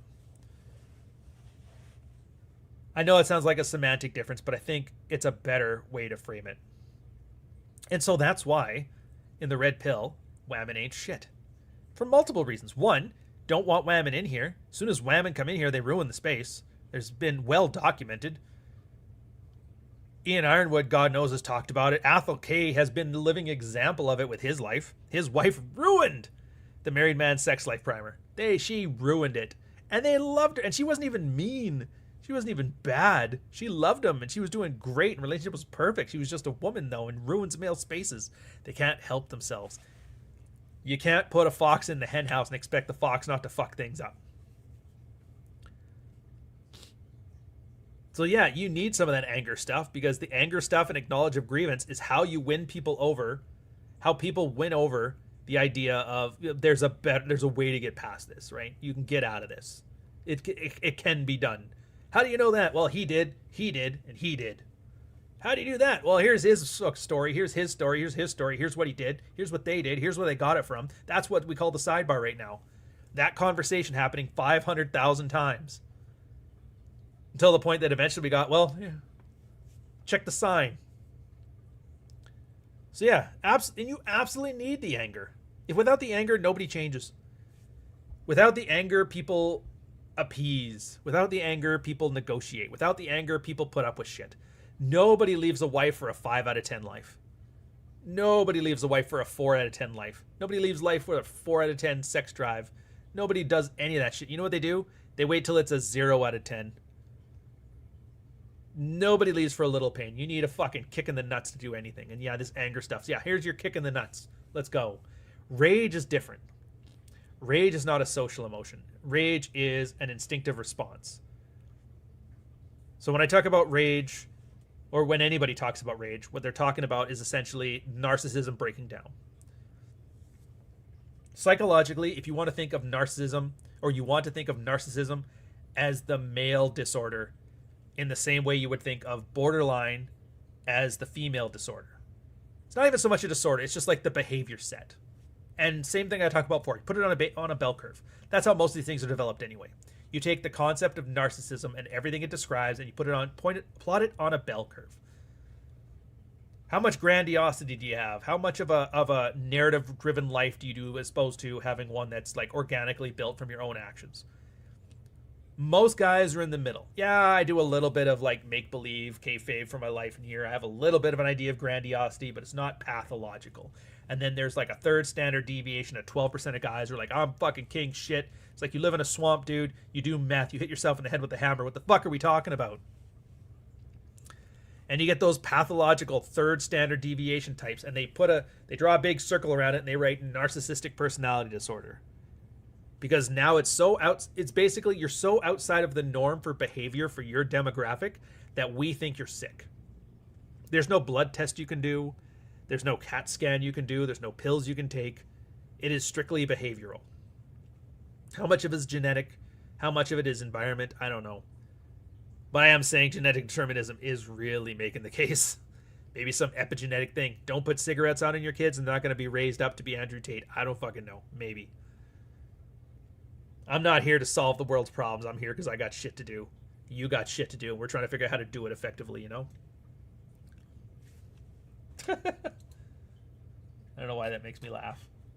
That makes me laugh. All right, go back to finish this one first. So here's the problem. You get a guy who's a narcissist, full-on narcissist. What is narcissism? Narcissism is inventing an archetype and forcing everybody to validate it. It is the ultimate validation-seeking behavior. I am an alpha male. I am the godliest, most pious man. I am fucking Stallone. You think of an archetype. What is an archetype? It's a symbol. It's a symbolic man with a series of behaviors attached to it that you just assume everybody's like that. Well, it's a bodybuilder. You automatically have like 5 or 6 personality traits and they probably eat protein all day. They have a cooler in their car. They wear like shirts like this. Now picture that, but detached from any of the work to get there. Consider yourself, I'm a pro bodybuilder. Fuck that. You wear the Gold's Gym shirt, you eat protein, but you're 150 pounds. You're 150 pounds with a short, timid haircut. You don't even work out, and you're calling yourself a bodybuilder. That's narcissism. And you're forcing everybody to call you a bodybuilder. And if somebody's like, dude, do you even lift, bro? And you have a fucking crash out. That's rage. Rage is when you attack somebody's core identity, invented or not, but usually invented, because ones that are not invented, you can't attack it because he's like, I can see it with my own eyes. It's the whole reason that I have the Don Draper chapter in Frame. I'm hoping it's not in Fuck Files. I think it's in Frame. I'm at the point where I can't remember what's in my own books anymore. But it's an allegory to kind of help you understand the idea of Mad Men. Remember Mad Men? Don Draper, the advertising executive guy, pretty cool. The character Don Draper is played by the actor John Hamm, but the character Don Draper isn't actually Don Draper. He's a guy named Dick Whitman who stole the identity of John Draper. And so in the movie, or in the show, when everybody says, "You're not Don Draper," he fucking cries and has a meltdown and fucking lashes out, right? That's narcissism and that's rage. On the other hand, if you looked at John Hamm and you said, "You're not Don Draper," he'd be confused. Like, what the fuck are you talking about? That's what we're talking about. Like, that's where you want to get instead of rage. Because he's an actor. He's like, yeah, it's a job. I know. It's what I'm supposed to do. I'm supposed to act like this character. You know it's not the same person, right? That's how he reacts, whereas opposed to the Dick Whitman character would fucking crash out. So rage is not useful. Anger is useful. Rage does show you an underlying issue, though. Yeah, I still remember, too, when Carl used to talk about this, he would mention... I don't know if I can get some better light in here. We'll have to work on that. That's the problem with these summer days. It's too lighted, so it darkens me out, and my lights are all busted. I should just buy some new ones. Yeah, I'll probably do that this weekend. Anyways, I can't remember who it was. It was one of the pickup guys, but one of the ones I never really paid attention to. I'll just say RSD. I know that's not him. Where he realized when he was doing these pickup conferences, and guys were paying like $1,000 to come there and learn how to pick up women, and he's like, oh my God, I have assumed a level of knowledge from the user base far past what they're capable of doing. And so he had to add sections in his pickup seminars about how to wash your testicles, how to clean your ass before you go out, how to have a haircut, how to have a shower, how to get a haircut, shit like that. And he's like just talking about basic ass grooming and hygiene and cleanliness. I often think about that when I'm in this space. It's like, are we overestimating the average man? I think we might be. Yeah, I think we might be.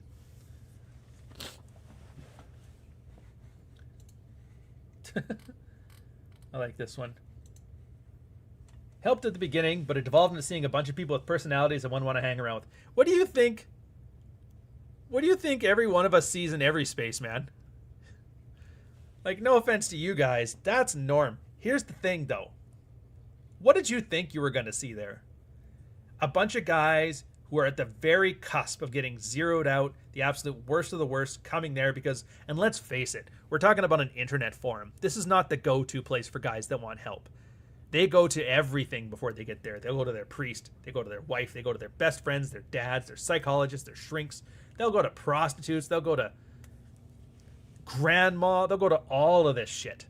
And then finally, after all of that stuff fails them, there's an online forum with all a bunch of guys that have kind of sort of figured it out but have zero trust amongst the world. And yeah, that's how you end up there. Nobody ends up there because you're happy. You end up there because you're desperate, which is fine. I'm not shaming guys for that. But you do some work and you improve your situation. But there's a churn, man. Every day you get better, there's some new guy there who's worse or just as bad as you were at your worst. And you know what sucks the most is that you look at him and it reminds you of you. And so you hate that guy. Fuck that guy. Have you ever seen a fat guy lose weight and then talk to a fat person? Oh, he fucking hates him. You fat fuck you. How could you not lose weight at the exact same time I did to the exact extent I did? You know what it is? It's everybody else's failure makes you feel bad about your failure, and that's normal. Everybody does it. The one thing I can tell you, here's the thing they don't teach you in Red Pill School, is you kind of have to let that shit go, because it's not helpful. If you're looking for an eternal teacher, you're going to the wrong place. You're going to the wrong place. And when you see people that were a reminder of you at your worst, you just understand it's like, that's how I looked. It's why I always tell guys, like, don't lose your field reports. Don't, like, delete them. Save them. Because, like, do this for a year. You get it for a year. Oh, I'm getting laid again. It's great. I look great. I do this. Everything's wonderful. Woohoo! Go back and read Field Report number 1 when you were a fucking babbling mess of bullshit and you look like a retard. Go back and look at it. And I guarantee you, because a lot of guys, you don't see every day. I mean, you see yourself every day.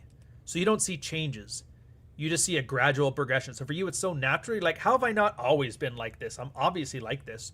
And then I'm like, here, this is you from a year ago, bro. And you read that guy and you're like, I fucking hate that guy. Yeah, you should. You should. He's the guy that fucked you over your whole life until you became this guy. Of course you're going to hate that guy. But every other guy is that guy. They're all the same guy. Now, it doesn't say you have to stay there. Leave if you want to, stay if you want to. Ultimate Cat used to delete his stuff all the time. It's hard as shit to find his old stuff as the useful stuff because he used to have so many usernames in that. Wine More Please deleted Substack again. I've got copies of that stuff, so I'm going to try and, like, repurpose it. And I've asked him, and he's like, yeah, man, do what you got to do. I just... Life changes. He's like, yeah, my daughter's becoming social media aware or something like that. I don't know. But anyways, yeah, a lot of guys have families. They're like, yeah, I don't want my kids to read this stuff. And that's fine, too. I'm sure Archwinger's like that with his 18 kids he's got now. But yeah, it's just... Like, what did you think was going to be there? Yeah. Well, don't worry. I've talked to them. I'm going to take his stuff, rewrite it, and put it up on mine. I've kind of accepted. It's not... Like, other than my fiction writing, most of my Red Pill stuff is not me preaching from the Mont. It is me as a cultural anthropologist digging up dinosaur bones and putting them on display. I'm fine with that. Oh, and to be fair, that's why I give him money. You can't give him money to Wine More. I know what Wine More does professionally. You guys can't afford him. He and Chesty, my two favorite guys in this space are Wine More Please and Chesty, because for the both of them, you have no idea the generosity they're given just by engaging. Because I know what they do, Civvy side, and it's like, if you had to pay for them, I couldn't afford them. None of us could afford them. You're like, yeah, but I earn, like, you can't afford them either. Trust me, man. There is a rare 4 guys that I know of in this space that earn enough where they would hire somebody like him or pay for him, and it's like, yeah. All that stuff. I mean, look, honestly, I never liked the idea of support. I know everybody says thank you for supporting the channel and that, and I get it as like a rhetorical device. It makes sense. I don't like the idea of support. There's a certain fakeness to it, and I just spent the first half hour of this show bitching about rich kids who are bored on YouTube, who are completely detached from the economic signals of what they're doing, right? And I find support is the same way. I'm not going to turn it down. That's just stupid. Nobody turns down money. Are you dumb? Like, yes, I'm not dumb. Having said that, I am talking you out of it in the sense that supporting content creators is how you end up with audience capture, and that's not a good thing.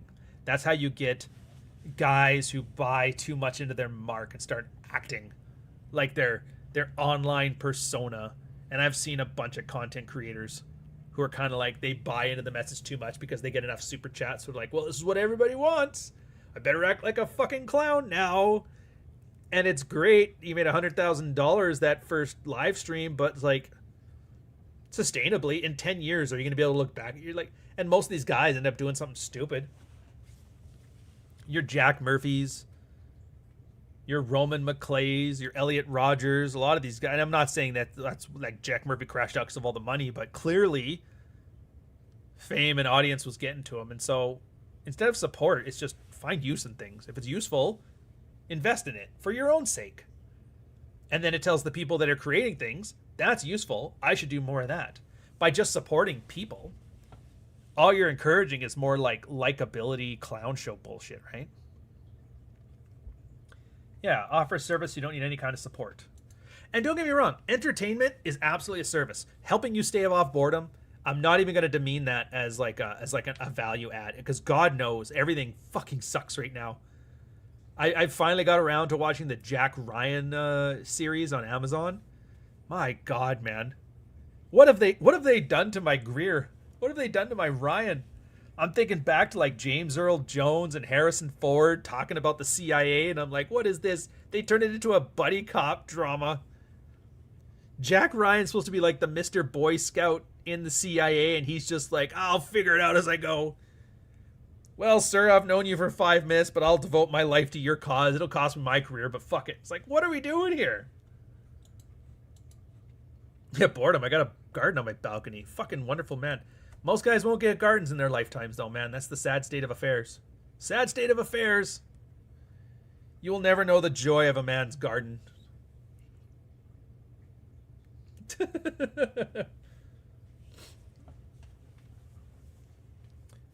Oh, here we go. Kaliosila 3671 $10 super chat. Thank you very much, sir. Too heartfelt, goddamn right. Ryan is a life couch. Jack is no friendo. Also, Digital Ryan and Tekken for pennies, please. Peace was never a good option. Fucking rights, man. Let's do it. Give me a sec, though. I can't remember where I left them. Oh, I found the one. If you're sitting there going, oh, my wife's a 3, I play Tekken for pennies, my name's Ryan Stone, your life sucks. So he actually nailed it. Don't start from your work for finish. Don't start from your work for finish. Everyone's a little bit patient. My name's Ryan Stone, I play Tekken for pennies, chill a little bit, and just go, you know what, Tate's got it. I'm really mad that they fucked up Tekken, man. That would have been such a great series. I would have loved to roll with it. Whatever. I have to refurbish my commercial. Do a new one, man. Keep doing new shit, Nuke. That's my advice. Always something new. Keep them guessing. Eventually they'll have nostalgia for it. I was actually thinking about that myself. So I haven't done a Red Morning ad in for a while. I was like, do I really want one? It's like, I don't know. Probably not. Just do some crazy ones. That's how I came up with Tekken for pennies. Because I wanted to try something new. You mean you've been doing this for ages? If you listen to your audience, rip. You say this. A lot of guys do, man. A lot of guys who have been in for longer than me. That's the only reason I learned the lesson. I watched other people audience capture. Viva Frey. I don't know if you guys have ever heard of this guy. He's a Canadian. He was a lawyer out of Montreal. He was known, his big viral video was like making an ostrich egg omelet. And then during COVID and Trudeau's reign, he just got fucking pissed. So in between work and home, he would sit in his car, in his suit, just got off the day of court. Can you believe this shit? And he would bitch about Trudeau, and he would bitch about COVID, and kudos to him for it. It was awesome. And then started getting more popular, and guys started talking to him, and they gave him the whole Alex, like, you know, the Jews, right? And he's like, actually, I'm Jewish, but whatever. I feel your energy. Now he lives in Florida. His big fucking, I don't know how to describe it. It's like a Weird Al, like a Jufro thing, but it's like super long. And he is just like rambling, an incoherent rambling mess. And I'm sure he's very entertaining for that new niche audience he has, but he's kind of lost that general appeal that made me like him at the start. And he's a good example in that I think he's doing well because of it. Although he might have just earned enough money in his lawyering career that he's able to retire. And now he's just retired doing this for fun, which in that case is like completely missing the economic factors of what he's doing. Yeah, you remember him. Everything is fake. I mean, I do my best not to be fake. I do my best not to be fake. And it's not because I think I'm better or anything like that. I just hate bullshit. I really do. Sometimes it's gay, but at least it's sincere. And if it is something like I'm doing like a bit, like when I'm they call it wrangling tards on Substack, where I get somebody to crash out in front of me, I kind of wink and let everybody know, like, hey, get ready, WrestleMania's coming. Like, you know, I let you know. So even the fake stuff is at least sincere. Yeah, I guess like I think Rolo has that rant about Ziggy Stardust. I never use that example because the fuck's a Ziggy Stardust? I'm an 80s and 90s kid. I'm not gonna be talking about the 70s. Oh yeah, dude, you didn't know that? Dude. Oh, you meant on that stuff. I mean, in fairness, I actually don't wear Hawaiian shirts every day. Having said that, from all of the Hawaiian shirts that I have bought as a branding device for this channel, my closet is now half Hawaiian shirts, so I actually do wear them more than I would have otherwise. I've become I've become the brand. How does digital Ryan use these anyway? I've been taking some time off from a lot of the stuff. If you've noticed, I don't do any new videos on this channel. I haven't done new videos on Orion, and I haven't done new videos on digital Ryan. I'm expecting to pick them back up in the fall. I was mostly focused on the writing stuff, but even then, like Dog Walker, Softbone, and Ghost of Odessa, I got those done last year and this year, and I want to get 2 more books done this year. But I don't know how to describe it, but it's like that feels like I'm taking time off to get 4 books done this year. I don't know how to explain it. It just is. White Boy Summer. I know my girl got me thinking, man. Like all this, I'm most prolific guy I know of on this space, just coming out with all kinds of shit, crazy shit. 1,000 videos in 10 years. 10 books. Whole bunch of shit. 8 audio books. It's like a lot of work. It's a lot of work over that period of time. And I'm doing well enough. I'm technically a millionaire, but that's just because of inflation. It's not because it's actually $1 million isn't worth shit now. So it's like, whatever. I'm just joking. But what's the point of all this work if I'm not going to enjoy anything until I'm too old to enjoy it? And so we kind of made the decision to walk back and enjoy life a little bit. I'll probably pick it up in the fall. I don't know how much summer I could take. I'm already getting kind of a little bit antsy, but whatever. I went from working in a building with Jersey Fridays to building with a Hawaiian shirt Friday. Feels like a downgrade. It is, man. Well, that's the thing with Aloha shirts. I just love like from a branding perspective, it was the perfect signal. It is not work appropriate for anywhere. You can't wear a suit to work and then have a Hawaiian shirt on there. It doesn't work. You can't go to a blue collar job with a Hawaiian shirt. There was a brief period where like special ops were wearing Hawaiian shirts, but they kind of, I'm not sure what exactly that was. Other than you can wear whatever you want. So they went on Hawaiian shirts, but they got tax shit over it anyway. I just like it's the fact that you're like directly signaling, I choose not to fit in to a more polite, mature society. I got 6 suits sitting in a bag. Like, whatever. I just like not doing it. And it's like super colorful, which is, you kind of need it. Like, let's face it, this kind of dour content. It's a bit cynical. It's somewhat jaded. It's very acerbic.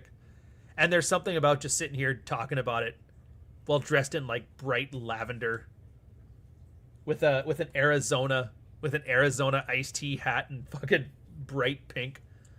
I don't know why. Plus the fact that like everybody's talking about alpha male shit. I just love the idea of coming onto a live stream dressed in all pink.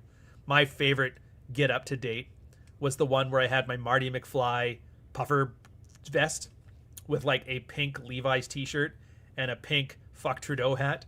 It was like, or no, it's not the fuck Trudeau hat. Hold on a second here. Yeah, it's the Bass Pro Shops hat. That's the one. I don't know. The idea of that just being that just makes me laugh. It tickles me. It tickles me. Just making a mockery of everything we hold dear, you know. Why wouldn't you? Peterson became a televangelist for the internet age. The bag was too much to pass on. It's not even that. His daughter, the girls in his life that loved him more than anything just fucked him. As soon as they saw they could milk a little bit of clout out of them, started throwing him in Russian detox programs, putting him on stupid diets, gotten him hooked on Benzies. And yeah, I get his wife had cancer and they fought through that, but like, Jesus Christ, man. The murderer is in the house. You know what I mean? Anyway, so that's my take. I think there's genetic determinism. I think for a lot of people, they're going to be in the state they're in and there's nothing they can do about it. And they're only going to learn through pain. So if you're lucky, you've gotten zeroed out young enough that you can recover from it and not serious enough that it got recovered from it, but serious enough that you have some mental instability from it. And then hopefully you end up in a desperate situation where you find the place full of the other desperate guys who are working on it. And then hopefully you put the effort in that gets you out of that situation to make those revelations you need to make. And hopefully you can look back and see the guys that look like your past self and not feel angry about them, which means you're kind of over it. And then hopefully you take all that and make something useful of yourself. But, I mean, I'll sleep at night if you do or don't. Rooting for you, though. Nothing would make me happier than seeing a bunch of guys not be pieces of shit, because God knows. In Toronto, man, there's not a lot of that. There's not a lot of people that I just don't look at and be like, dude, like a meteor, would it be so bad? Wouldn't be that bad. Since turning 30, I'm pondering a new career as a writer. You're up here. Things I wish people told me when I started becoming a writer, which was weird because I didn't really want to. It just kind of happened, and then it worked with it. But one, your job is not to be a writer. Your job is to build an audience. Writing is secondary. Very weird, but absolutely true. Two, the wellness, the goodness of your writing is a personal, like, do you want to be that fucking guy? Do you want to be that piece of shit at work? So your own personal standard will dictate the level of writing you get better at.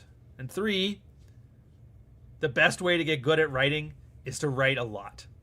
Don't join writers groups. Don't follow tips and tricks. Write more. And every time you write more, try to write something you've learned. A new rhetorical styling, a new type of sentence, a new perspective, a new essay. My hooks suck. That's the one thing I want to get better at, is like good hooking, opening paragraphs, getting those just, and sometimes I nail it and sometimes I don't. With books, it's easy because you can tweak it over a year. With essays, it's harder because you kind of have one shot to get it right and you can't overlook it too much because then you're wasting time. My goal, and this is important for everybody because look, that's the fourth thing, so I'll get to that later. Everybody has no time, and everybody wants you to read their shit. So you need to hook them early because they will just leave if you're wasting their time. They just will. And I know that.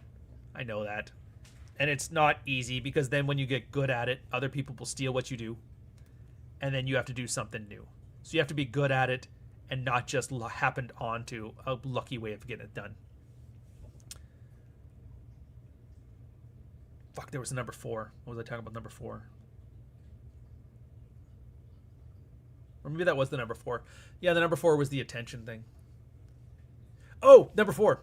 Something I learned from YouTube, go figure. A lot of guys do this thing where they make a very good title that asks a question that encourages the user to want, like, oh my god, that's something I didn't know. I need to know. And you click it in there. 10 things to know. Like, I love all those things. And then the author will drag it out because this is the most valuable part of my essay. I'm going to leave it at the end after they've read everything else. That used to work, but that bait doesn't work anymore. People just like, fuck, whatever. So when you offer something in your title of your writing, deliver it within the first couple paragraphs. Give it to them right away. And it seems weird. It's like, well, then they have no more reason to be here. You would be surprised. If you've established enough trust with the reader to show you're not wasting their time, they will often go and then read all those extra details that give some context to the answer, as long as you delivered what you promised. Because people hate being lied to. And it's just one of those things. On a YouTube video, try to deliver it within the first minute what you offered them in the thing. In a writing, try to offer it within the first page what you delivered in the thing. So I don't even agree with the idea of world building. I don't think you should world. And I'm talking nonfiction or fiction. I don't think you should world build. The idea of all this work that allows you to make decisions, like, no, fuck that. Just how about you just do the things and then the world will manifest and react. Like, case in point, even with Softbone, I didn't world build. I had the story, and then as the story went on, I needed the world to have certain qualities for it to work. And if that hadn't been established yet, I'll establish it, and I'll go back half a chapter and establish something. So that way it fits, and you've established it early. And then I find once you get later on, you want to do certain things, but you established a situation that makes that impossible. So now what you have to do is think, how do I achieve this without going this direction because it conflicts with the world that I've built? Or how about I go change the thing that I built in the world and then come back to it? But either way, it forces you to be deliberate with your choices. But I will say this. If you're building with your world with the story in mind, more often than not, if you have a conflict where I want to do this, but the world building gets in the way, chances are that means something about your story is wrong. Because if you built your world based on the characters and the story you built, any conflicts you run into are a problem with your story, not the problem with the world. That's why I found the sequel to Softbone so much more difficult. because the whole world was built for Softbone. The whole world was built for a guy who's going from zero to hero, a hero's journey mixed with a heist, cyberpunk, feminine techno dystopia satire, right? It was all fit to go with that. And in the next one, where like the main theme is you can't save your friends or you can't red pill your friends, a lot of the stuff from the world doesn't fit the new theme. So it's like, well, what do you do with that?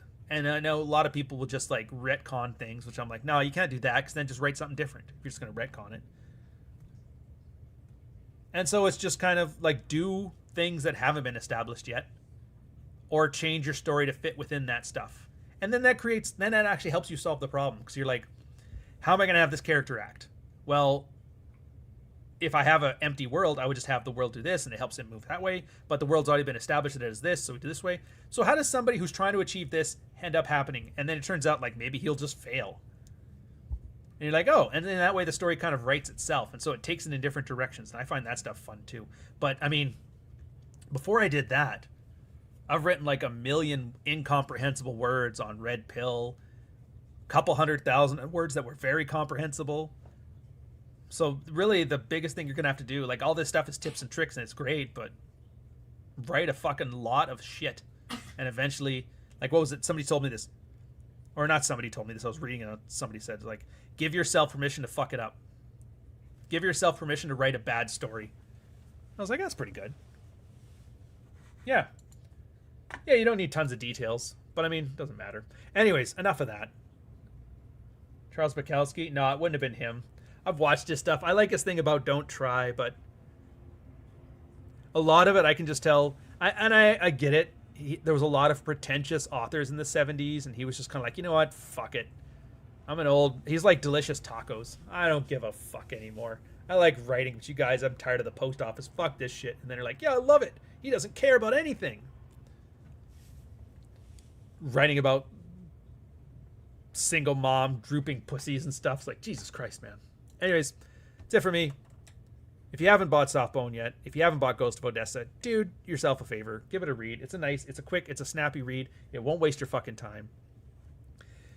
If it gets you into books, I got a ton that I can suggest to you. Something that'll fill your year with joy. Savage Spear of the Unicorn.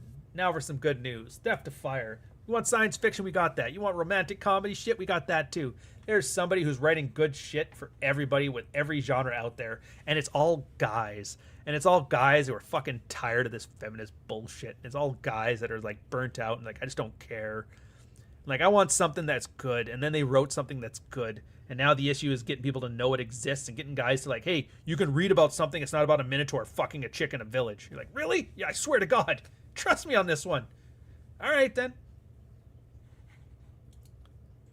Actually, I'll end off on this one. Death to Fire. One of my favorite scenes. One of my favorite scenes in the book is when the one chick, it's like a guy, a chick, and an AI. They're on a ship. They're going to a place and they're stealing a thing. And the one chick has a crash out. It's fucking naked and storming. And the guy like loses. He's like, I don't know how to deal with it. 'Cause he's kind of like a bit of a beta male in that way. He's like, I don't know how to handle a girl who's freaking out and buck naked.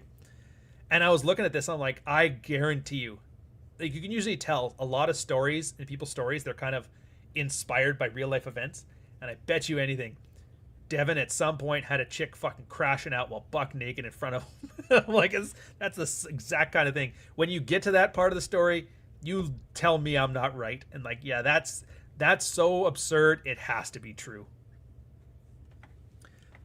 All right, want the right money, write the next secret garden.